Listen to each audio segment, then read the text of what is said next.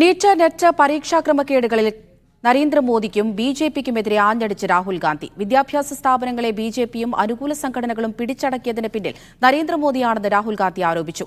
NEET പരീക്ഷ എഴുതിയ വിദ്യാർത്ഥികളുടെ പ്രതിനിധികളുമായി രാഹുൽ ഗാന്ധി കൂടിക്കാഴ്ച നടത്തി.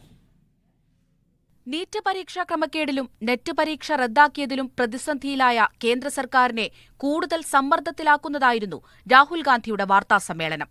യുദ്ധങ്ങൾ അവസാനിപ്പിച്ചുവെന്ന് അവകാശപ്പെടുന്ന പ്രധാനമന്ത്രിക്ക് ഇന്ത്യയിലെ പരീക്ഷാ പേപ്പർ ചോർച്ച തടയാൻ കഴിയാത്തത് എന്തുകൊണ്ടെന്ന് രാഹുൽ ഗാന്ധി ചോദിച്ചു. मगर किसी न किसी कारण जो हिंदुस्तान में पेपर लीक हो रहे हैं उसको नरेंद्र मोदी रोक नहीं पा रहे हैं या रोकना नहीं चाहते हैं.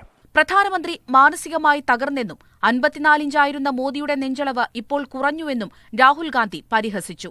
The Prime Minister, if I might say so, is psychologically broken. He has collapsed, psychologically collapsed.